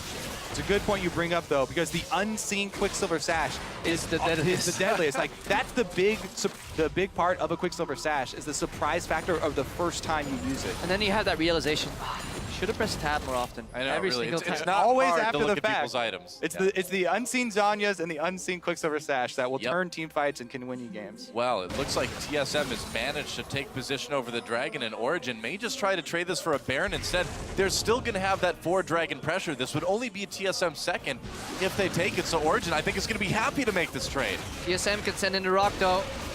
They may. They've got a ward. They're coming up. They left the Dragon, actually. Origen, they're going to finish off that Baron. Dyrus zoned out by the box. Origen gets the Baron. Soaz stunned out Bjergsen with not enough follow-up. They're going to chase Dyrus away. Amazing. Looks safe as well, but that's a Baron for Origen. And TSM didn't even get the Dragon. Now Origen can move down to the Dragon and try and stop them off. TSM have to get it as quickly as possible and then run like hell. Origen can actually just move down mid lane and get a turret for this Dragon attempt from TSM. Well, they're actually trying to answer it. TSM will get the Dragon, but they've got to run for their lives right now. Oh, man. Can Origen do anything about this? Doesn't look like it. Probably go down mid, like you said. Take that tier 2 turret. And either way, they've still got a scary team fight. Yeah, slightly maybe missed opportunity there for Origen, because with the Baron buff, you can push extremely quickly. Yeah, So they still can. They still could probably get a... They do like their vision in between the lanes, especially now that they have the Baron buff. That 1v1 that Dyrus was winning against SOAS earlier, for example, he may not win that anymore because there's so many magic, almost immune minions. Yeah, that tower's gone. We don't have to talk about that anymore. And now the split push becomes so much stronger for Origen, whereas TSM's lineup wants to corral together and send out the skill shots. Origen, they're comfortable playing 1-3-1 double teleport, buffing minions on each individual lane. Yeah, we're finally seeing the reward of Origen's early focus on the Dragon, stacking up. It all culminates in this moment. We also talked about the advantage that Origen have had in the late game shot calling compared to TSM. Showing up right there. They just changed things up. We're going to watch Baron for 40 seconds, then start it. We're going to start instantly, so you never know. So that unpredictability and just doing the correct Baron call at the right time is what separates good shot callers from the best. If you look at Yellowstar, for example, he's always really good at calling those, split decision, second-making Barons where you just take it out of the blue somewhere and people can't react. Yeah, it's just... We always gloss over it in cast because you can't really delve too deep into it. during a game because there's so much action, but Right. there's so many small things Not that this go into, yeah, exactly. Right now, we've got a perfect time, so we could sort of touch on Talk it. away, Kobe. But yeah, so there's so many small things, like, especially, that's why a lot of people become junglers, because you get to participate in that in solo queue. Like, I know for a fact, a base champion, melee champion, will get from the fountain to the outer turret in 30 seconds. You know, supports, you take off 2 seconds because of the masteries, and then once you get boots 1, you can take off 3 seconds. But you use something like that, a known amount of time and a known length, to make judgments about how long will it take people to get across the map, how long will it take us to burn down this Baron. You know, being in this situation, I have Blade of Ruin King this time, it's going to take this amount of time. I'm behind this time, it won't. Yeah, so if they're a certain amount of teamos away, Exactly. over You seconds. get like 50 Kenches in 40 Which is seconds. Approximately, what, like 500 Teemos? All right, here we go, Doa. They actually used to use Teemos as a measuring tool for skill shots because the base unit, Teemo is 100 units long. Still seeing that. Yeah. So skill shots were like 7.5 Teemos. Well, TSM trying to defend their bot lane tier 2 here. Doesn't look like Origen really has what it takes to take it out. They don't care about grouping up on a single tower. They just want to say, tell the story of, hey, we're sieging here at tower 5v5, then peel off and just go somewhere else, and then TSM is stuck defending a tower, so just out-rotate. They went mid, TSM goes mid, then they go back to bot, and just try and outmaneuver one step ahead and slowly take down that turret every time. Yep, chunking away here for Origen. Get a little bit of damage onto the turret. If Deals gets one W Trinity Force auto attack on it, it takes off a huge amount. Just be careful though. Yeah, obviously that Kog'Maw very, very vulnerable down in bot lane with the number of long-range stuns and CC that TSM has. Sure, you're happy to see the Mikhails now, Crepo, completed for Mithy, so whoever does get caught first, you can use that. And Peke has to be careful not to stack his Quicksilver Sash activation with Mithy's Mikhails. That build is incredibly hard to play though. If you look at what you have in your inventory, if you get hit by anything, like these skill shots are all being aimed at Expeke, but you could be a poor support getting like a ricochet or a stray skill shot. A straight bullet can take you out in one shot. True. Oh, Dyrus chasing Amazing away into the jungle here. Soaz is there though. Gotta be a little bit careful. This is the Shuriken. So I just had a look. Misty's sitting under 2,000 HP at this point, so doesn't really have all too much. And in terms of resistances, 40, like 60 armor, 78 MR, he's definitely not doing too well. If any of those combos from Bjergsen hit him, or he just gets hit with the Dyrus ultimate or some splash damage from Turtle, he gets blown up immediately. Yeah, TSM actually did a fairly good job of keeping that Baron power play there for Origen to sort of just an average few K gold. Yeah. And not lose out their secondary last turret down on bottom side. Really, once again, let's go back to our tried and true old story for this game, the skill shots. It's going to depend so much on that vision control, who can get the pick here. And one of the other things that's going to depend on a lot is that Dragon that's coming up in a minute 25 again. It's like the fans so far predicting Origen to take this one, but it still seems pretty close. This is good here. TSM moving in for some deep vision. About a minute 15 seconds before an objective. Generally, when you get the first layer in, then you can choose to base if you want more wards to supplement that, or if you are just going to keep control of this area and punish people warding in. Looking for a pick here. Oh, they missed Niels. That would have done it. Whoa, that was so close. Just being a dead Kog'Maw. Waddles his way to safety. Has his own Quicksilver Sash now, but again, there's a lot of stunts coming in. If one would have caught him, I think it would have been tough to get out without at least burning a flash. Yeah, you want to look for... Oh, Shockwave brings in Santorin. Lustboy caught on the edge of that one a little bit. TSM has to back away. Bjergsen, of course, still very fragile. We haven't talked about that a lot, but he could get blown up very quickly too. Yeah, I think Origen are actually peaking pretty hard on power right now. But look what they're doing. Shockwave was used defensively, no follow-up, complete dragon control here from TSM. You move in a minute before that. If OG can't crack that vision control and they're not split pushing at the same time, they will have to walk in this like assault of skill shots. This Origen team seems a bit more Flash on fearful. Bjergsen here. That's fearful than they did before. Little bit Respectful, risky fearful, thin line in between. A little bit of both. They're going to go in though. They may have an opportunity for this fifth dragon. Rise it spawns. We are going to have a huge fight here. As again, TSM cannot let Origen take this. Origen backing up. Orielty is back up. Yeah, that's right. Just in time too. Origen back into that choke at the moment. Thorn has to be really careful here. Yes, he does. But Origen needs to be careful from, or with Dyrus round 2. No could really wreck them. They're going to go in after Dyrus. They pop that Banshee's Veil. Dyrus taking a lot of damage, but they can't chase him into that choke. It's just too dangerous. Turning onto the Dragon. Now, how fast can they take it off? Whoa, Lust Boy, low health doing this Dragon. 5th Dragon, does it go? Oh, Turtle stole the Dragon, and Origen denied that 5th Dragon. Once again, I can't believe it. Turtle, okay, I would normally agree with you, but Wild Turtle has done this so many times this year on Jinx. This is basically a Turtle classic. I mean, I've seen him do it before, but man, talk about clutch. Wild Turtle with the Jinx ult takes the Dragon.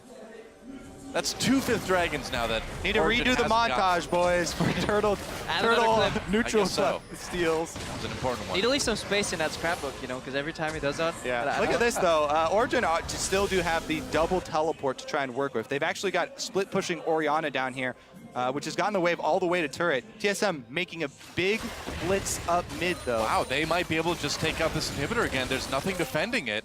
Look at Amazing, he's flanking. So Origen are going to sacrifice. They wanted to bait them to commit to this inhibitor and then send their jungle behind to flank, get spotted. That's why TSM's backing off. That's been the opening in every game so far. In all of these situations, in this game particularly, is mid-game, mid-lane rotations. You're doing Dragon, we go mid, you move back, we get Dragon. Every single time. You're doing Baron, we move mid, you defend, we get Baron control. Very, very mid-lane centric game so far. I think the longer this goes on too, you know, this Origen gold lead is meaning less and less, and really the big turning point is going to be when Turtle gets a magic resist item. I think his last item here should actually be a defensive magic resist item, because then it would protect him a lot against the all-in there from Soaz. I think he could use like a Mercurial Scimitar or something like that. He needs to be able to get out of some CC. I mean, look at Expected too. He's sitting on 520 CS, 46 minutes in the game, averaging over 10 per minute. Baron being taken by Origen right now. TSM doesn't want to let this one happen. Baron getting lower and lower. They get it. Have to drop that box to keep TSM away. And nobody wants to fight this game. See how well tear rolls down my face. Yeah, let's see how well Origen used this Baron, because TSM going to take them a long time to get back to base. They have to be able to try and defend this inhibitor turret, but so long on the recalls, I think Origen have it. They may. They're going in right now. That turret's not going to last. Origen, oh, they turn around. They don't go for the inhibitor. They do get the turret, though, so that's a vulnerable inhibitor for both teams now. Yeah, just the turret being down is huge for Origen, having that open door on the top side of the map. Yeah. You can also see the mind games just come out there when the 4 seconds base versus 8 second base changes the entire parameters of a base race. Oh, definitely. And, you know, behind all of this, slowly but surely, Origen has been taking more and more of a gold lead. They're up to 7,000 now. And of course, we're now at this point where pretty much everybody has all the items they're looking for in a game. It doesn't matter as much, but it's interesting to note, too. Yeah, on Expected, for example, any gold that wasted.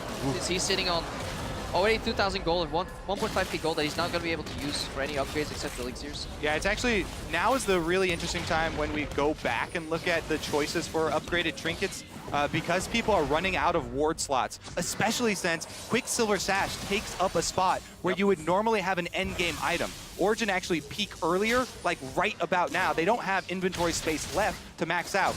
And AP Mage does not work with Quicksilver Sash. You can't upgrade it into an AP item. The only choice for Peke would be get Mercurial Scimitar after this for more empowered auto attacks, which, you know, since he's Orianna, not the worst thing, but definitely not optimal there. So because they've been forced into these Mercurial builds, they actually are less Mercurial.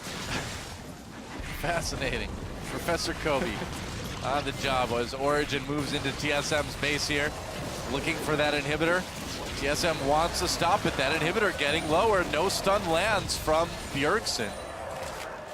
And the inhibitor stays alive for the moment anyway. Soaz pushing up that bot lane at the same time, though, behind all this. Yep, Origen just trying to make use of their split push now. Split pushing with Baron. Get a lot done. I think that secondary turret, that's forfeit for TSM. That is gold in Origen's pockets pretty much. Yeah. You can see the issue Origen have right here. If you enter the base to go for inhibitor, you enter through a bit of a choke point. Yeah. It narrows a little bit, and it's easy enough to space off enough skill shots, one on the left, one on the right, to catch at least something. That's why SOAS is actually split pushing. Take away 1 or 2 of those skill shots, suddenly that opening's big enough for your team members to get through. But right now, it's incredibly dangerous to commit to a 5v5, so that's why Origen taking the split push approach. Well, Very by the good shot time calling. that SOAS could teleport in, a lot of people would be dead Yeah. because the team is so fragile. So you got to be careful. But SOAS knocking on the door in the bot lane now. Got it. Yep, Origen. Ojian rotation. Whoa! Pushes. Shockwave onto Santorin. They grab McSpecke, takes some damage, having to cleanse that one, gets caught again. Another big stun comes in for Bjergsen. Wild Turtle throws in the rocket, but it doesn't do enough damage for any kills. Again, though, this is Origen's handle on the map pressure game. They've been able to keep up the pressure so long. 2 inhibitor turrets are down. Even though the inhibitors aren't there, the defenses from TSM are crumbling. Also, look at the communication. Very often you will see Mikhails and QSS be used at the same time. They're in panic. It was one after the other. I didn't see which one get used first, but there was clear communication on what's going on. I go first, you go second. Complete faith in helping each other right there. So really solid play there from Mithy and Expecke. Uh-oh, Neil's coming in, and he is going to take out this inhibitor unopposed. Just peace out with the Lantern. Nice little snipe by Origen. That's that Lantern play from Mithy, highlighting it in Champion Select. Thresh is so big for Origen. They're able to get that inhibitor down, and they're keeping up the pressure. It's Dragon Dragon drawing them time. away from the Nexus turret, but they're going for the Nexus! Whoa, they are. Teleport coming in. Origen, Dyrus with the knock up there, but SOAS in there with Expecke as well. They're going to take down Dyrus, and they might take down the base too. There goes Nexus turret number 1, and they are going to back off as a recall start coming in for TSM. But that Dragon, Origen just has pressure on every part of the map right now. Well, let's see if they can get out here. TSM actually have Oh, Morgana boy. flanking. Oh, that's a bind onto Mithy. Nobody's there. He takes some damage. Shockwave brings in Bjergsen. Can they follow it up? Lustboy gets grabbed. He's very low, goes down. Oh, big rocket comes in. They take out Niels, but they manage to just barely save SOAS in the end. TSM pressuring. They might be able to get this Dragon. Origen really whittling away at them, actually. Origen's still here. Hook onto Santorin, but Mithy takes a lot of damage. Wild Turtle nearly Those kills him traps off. were so close to I hitting know. right Yep. there. I know, this game is still so close right now. Expecke charging forward. Bjergsen has to back away. TSM just again trying to get this Dragon. They got to keep it away from Origen. They're going to try to get it. Can Amazing steal it? He's moving. Oh, he got it! Amazing! He steals the Dragon, and that is Dragon number 5 for Origen. Niels was dead. He didn't get the buff, but everybody else on the team has it, and that could be disastrous for TSM. Santorin mistimes the execute combo there. Amazing comes up with the clutch steal against his own team. Second, 5th Dragon of Worlds here. And have we seen more Dragons this game than we actually have seen kills? Maybe. Probably did. It's a sad, sad day. But this And game is objective so control. exciting. Let's watch this again. Amazing. Oh man, he just mans up and goes straight in there. I think he body slammed Santorin at the end to get that little bit of a start. Cancel the Q? Maybe. I think See it again Santorin, in I think super slow Santorin motion. did the math wrong, and Q smite wasn't enough, and Amazing smoke. Smoke. People are gonna rewatch that a whole bunch of times and Frame by frame. Yeah, frame by Yeah. frame, and get back to us with the exact. The Twitterverse will let us know. We have the NCIS version enhanced. Enhance. Enhance. Amazing. Eventually, you enhance too much, you can't tell the difference between Dragon and Kench. Right. When does the Dragon become Tom Kench? Why do we keep talking about Tom Kench? Why not? That's right. Fascination. Amazing going after this bottom inhibitor. Expecke is there as well. TSM now responding. They're recalling now. They're going to lose another inhibitor. And this is something you just can't practice because Why? very rarely in scrims does the game go this late. And Origen are doing very unconventional things right now because they're just so smart in their approach, and they always have the Thresh Express to get people out of there overall. Oh, but you can practice it over a 4-year period if you're Peke and SOAS, and you've been in games that get to this point so many times. It's true. Also, just going back, say like, I think 5 minutes, 6 minutes. I'll get to that point after because it looks like we're getting a Baron fight. All right. I think so. Origen going for this Baron here. They've got that 5th Dragon.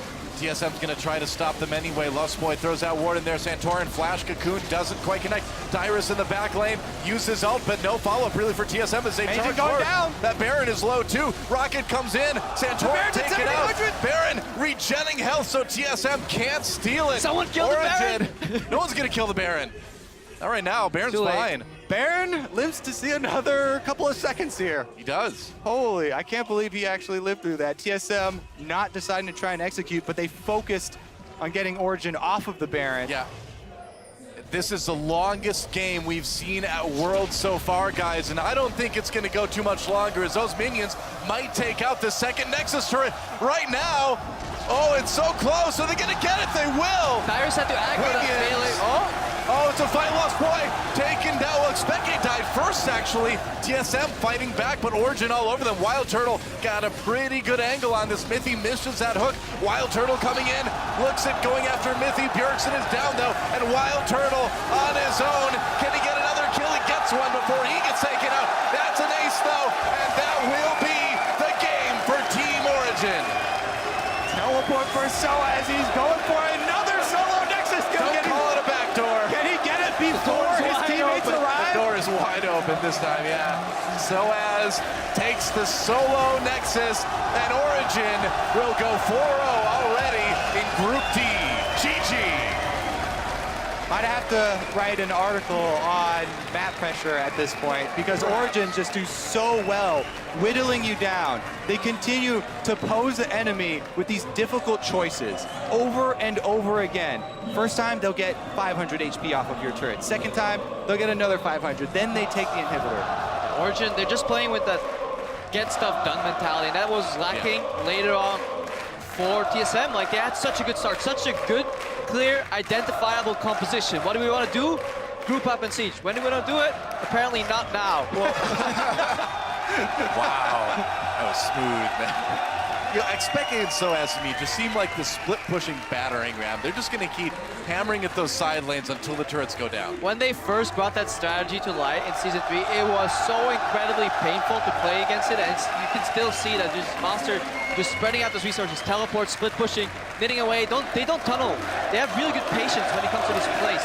And I also want to highlight Mithy in this as well. We keep giving so much credit to these old solo laners here, but Mithy's communication is so good, and his game sense, also getting there to back up people with the lanterns, a really big part of it. He's so confident. I talked to him, and he says, yeah, I can't get hit by skill shots anymore, man. On land, thing is just... You criticize, you were talking about his build being, you know, vulnerable, no, but that's only if you get hit. I never said it was a bad build. I just think it's incredible. I couldn't play this build. It's so incredibly hard to stay alive as Thresh with double defensive items, but the way, like, 0 deaths up until the end of the game, just, yeah, fantastic performance. Always in the right place with that lantern. That is honestly one of the things people just don't give enough respect to, because it looks easy. Throw a lantern, click it, yeah, done. But impressive performance. Absolutely. In Origen, you know, people wondered if week 1 was just going to be a bit of an aberration, if it was just something that just kind of happened and, well, they overplayed a little bit. Week 2 is going to be more normal, but that was a very, very good game from Origen all the way through. TSM, I got to say, even though they lost, they look stronger in that game now, I think, than they did last week. Still kind of had some of the same problems, but they weren't as pronounced this time. That will give them some confidence, you know, looking at KT, because now they really need to get that win if they want to try and get out of these groups. Origen, though, they're feeling great. They're secure. They've got their fourth win here. Quarterfinals. Yes, they probably want their first seed, but man, this team has came up huge here at Worlds. Yeah. I mean, they definitely deserve the success that they have. Oh, absolutely. And I can't wait to see what they're going to be able to do against KT Rolster, against LGD, if LGD has any sort of life to them today. That's the next big question, right? Because at this point, you're kind of thinking Origen should be able to take down LGD fairly easily if things hold true to what they were in week 1. But KT, there's the real challenge. They took them down in week 1. Can they do it in week 2? You know KT is going to come back with a bit of adaptation. They're still going to be a tough team to beat, but Origen, the team to watch in Group D, definitely. D for definitely. Amazing. Soaz heading to Shocks there. Yeah, they got to be happy because they came in through the gauntlet too. They joined the summer split. We're a new team there. Completely did fantastic up until the point they ran into the unbeatable Fnatic. Yep. Made it to playoffs, second place. Didn't get enough any qualification there on points or winning the split, so I had to go through the gauntlet. Nail-biting games against Rocket. You know, 5 games and people are saying, yeah, Origen overrated. Can't even make it past Rocket. Get to Worlds 4-0. I love to see all these stories this year at Worlds of all these old guard returning. You know, Peke's coming back, having a huge performance. Soaz with him. High for Cloud9 as well. So many of these older League of Legends player where people are like, oh yeah, they're all washed up. They come back and they absolutely dominate. Speeding with experience, man. I mean, that's the thing. And maybe I should. Well, I have nothing to come back It's time from. to come Let's do back. it. We got 3 here. All right, Let's we can do it. You know what? We'll take over Twisted Tree Line. Yeah, dude. That's 3v3. step 1. We've got that. All right. No worries. plan. Well, that was a pretty insane game. I'm really looking forward to seeing what they have to say in the late game, because even though they did take it in the end, that one had to feel like really stressful too. Oh yeah. Just shot calling, just Exactly. That's the thing about losing to high map pressure teams and split pushing teams. It not only whittles away at your score line here, but also your confidence as a team. A lot of teams get frustrated when they go through a game like that. Yeah, and for TSM now, I mean, what do? You can still maybe try to fight things out. You're 2-2 right now. If you win out against KT and LGD, you can still maybe make a run for second place, but it's going to be tough. Yeah, as you said, there are positive takeaways from that game. Yeah, if you go back and you look at the game, sometimes you tunnel vision on the late game shot calling mistakes, but you can go way back sooner there. TSM could have snowballed more efficiently. Hopefully that's where Loco and the team is looking at to fix in the next few games. Yeah. And preferably slightly more kills, maybe just a tad. For me, that would be nice too. We'll see what happens. But for more on Origen's 4th straight win, guys, let's go to throw it. Let's throw it down to Shox on the interview desk. Catch. I'm not really on the desk, but here it so has an amazing 4th straight win in the group stage and locking in your spot to the quarterfinal. Let's talk about the next round in a little bit, because this game, my word, everyone here was holding their breath if they were an OG fan, and you're not particularly smiling. Tell us about the stressful situation for closing out that game. Outcomes were pretty even. For a long time, they had a lot of pressure on us. They could do a lot of things. Method engage, we had to look out for a lot of things that they could do. And we're basically stuck doing like single things like shooting the Cobra and hope that he can hit turrets. So it took forever to finish that game. And especially in this heat, like with a lot of people in front of you, 15-minute game is exhausting. Yeah. So as. Well, he pretty much said everything. We had a team comp that was.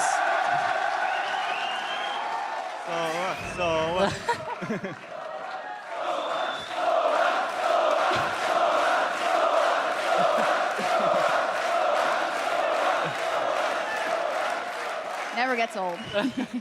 Go ahead. No, we had a team comp that was pretty even, as he said. We did some, like, we didn't do our normal picks and bans where we last pick top lane. We last pick mid lane instead this game. And the thing is that Malphite could get really strong because I can't put enough pressure as Kenan into Malphite. So when we are sieging turret, we have to be careful about the Malphite ultimate all the time, and heals cannot hit turrets. So if they would have something else than Malphite, I think the game would have been a lot different. Talk to us about TSM's play, especially in the early game. Strategically, it seemed like it was going a lot better for them than we've seen from them last week. Did that catch you off guard, and did that make you change your game plan in-game? No, I don't think it caught us off guard. Last week, they had a pretty good early game in every game, too. So we were prepared for that, especially because we knew they would first pick Elise, because it's a priority pick for both teams. So it was not surprising to us, ever since Elise, Syndra has kill combo. So And there's no cleanse on the mid laner for you guys. Yeah, we're TP, you know, double TP. Yeah. That's how we do. But either way, it was not surprising to us. We knew they would come in with a lot of force and pressure, and they would do that thing. But luckily for us, we were able to stall out long enough. Do you think TSM has a chance to make it out after this showing, which was quite strong? I can't judge. I don't want to be the judge for that. I think the play will show if they can make it out or not. All right, then let's talk about you guys, because you locked in your seat for the next round in the quarterfinal. First place or second place, that's still left to be decided. What do you think you can do in the rematches here? And how different do you look at them, knowing one, you're locked in, and two, you crushed everybody last week? Well, I think second games are overall more difficult than the first ones because opponents don't really know you. So it's easier to play the first game since you have this kind of advantage. Like every team have this advantage, but I feel like it's more of an advantage for us since we have a lot of picks. But yeah, the second game against KT and LGD is definitely going to be more difficult than last week. Going to be some good games. Anything left to add, Maurice? No, nope. good. All right, well, there they are. OG advancing to the next round, the quarterfinal. Well, thank you guys very much for talking to me. Maybe see you later. Back over to you guys. Thank you, Shox. longest game of the World Championship so far. Origen moving to 4-0, securing their quarterfinal spot, and a very tough loss for TSM on the other side of the rift. I want to take it all the way back to Champion Select because we here on the desk, watching it play out, said TSM is set up. This is a very good draft for them. Yeah, they finally got a comp that they had definitive ways to pull the trigger, make decisive plays, and be able to target the part of the map that they needed to, which was mid lane. When you have a Malphite, the Elise, as well as the Syndra, that should be an area, especially when you know Origen's going to run double TP, that you can repetitively visit and pick on. And they got it right at the very start of the game, and then just never went back there. It's just such a big question mark to me because they got the flash on the Orianna. And like if a person dies in mid lane, dies on the gank, burns flash, then you kind of just push in the wave slow pushes towards you after you come back, and you just pressure that lane all the time. But then the action just cooled down. For so long, nothing happened. They had the magic resistance on everyone, which is so good and cost efficient against the composition that Origen was running. And throughout the game, they were just doing nothing. Yeah, and they never pulled the trigger on the Malphite ultimate at all. It was used to escape more than it was to use to engage. Like, Dyrus was face-checking a whole bunch of things because he had to, but then they're never in a position where they're able to follow up, where it's giving him an opportunity to go in. But there were so many times that there were 5 people clustered. Like, we were here on the desk. Every time we saw Origen getting this ball, we were just like, is he going to go? Is he going to go? And he never did it. He never did it. It felt like he didn't want to be the reason that they lost the game off of a botched engage. But if you're picking that type of champion like that, you were saying, pick Rumble. Yeah. Have a safe type of long-range engage. And the thing about that game that, like, just put it over the edge was that there were multiple times where, like, at the Dragon fight, all of a sudden, Gragas wanders up to a 6-item Jinx and just walks away again. Like, Turtle is so huge at that part of the game. No Shockwave, no Cannon Ultimate there at all. The AD carry was dead. Just turn around and start shooting people, Turtle. Like, you're supposed to be known for, like, being the silly, aggressive person at times on that team. And no one on that team wanted to make the proactive move. It looked like no one wanted to be responsible for that loss. To be fair, we have to give credit to Origen because they had faith in playing the same type of strategy, going for this late-game composition that relied on the double void staff. Kog'Maw very strong in the late game as well, and just played out the macro game very, very well. Like, first I kind of questioned the draft, but it is just so good against TSM that it is very just reactive in their play. Yeah, and the thing I love about Origen in this tournament is they've been running double TP every single game, and they seem to be the best team to operate on it. The synergy between Peke and Soaz and the way they're using it to go around the map and create these pressure plays is the best that we're seeing here at Worlds. Also, their top laner Soaz that you were seeing on your screen earlier, he's got a huge champion pool. He opens them up in champions. Like, you're picking his Kennen really early in the draft, and he's able to deliver, and it's not countered effectively. And I think that the way that they're playing these out just is showing that Origen definitely deserved that quarterfinal spot off the strategy. Well, the thing that Origen is doing is playing the map. They don't care who they're playing against right now, which makes it frustrating for TSM because they could have pulled the trigger. But you do have to give credit that regardless of who Origen are running against, they have a very deliberate way of baiting out those Barons, baiting out the Dragons, and getting the turret pressure. I was going to say, it's so good. Most important to me is the fact that they understand their win conditions in their composition. They played to them entirely. They knew all they had to do was stall out and play around the global objectives properly. They did that from the beginning with the Dragons. Well, things are just getting warmed up here in Paris. After this quick break, we'll kick off Game 2 featuring KT Rolster versus LGD. Stay with us.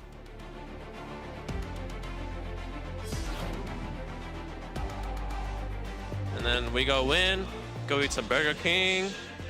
Wait, why are you insulting me, Björk? Then we win, go eat some healthy food. Dyrus comes in for his own Soaz with the secondary engage, gets some stuns. There's Antonia. Soaz goes down though. Bjergsen, low health doing this dragon. 5th dragon, does it go? Turtle stole the dragon, and Origen denied. Can they follow it up? Lustboy gets grabbed. He's very low, goes down. Oh, big rocket comes in. They take out Niels. Malphite, just kill Malphite. Take care of the Jinx. Take care of the Jinx. Take care of the Jinx hitting. Syndra from behind you. Syndra behind you. Syndra behind you. She's dead. Good job. Good job.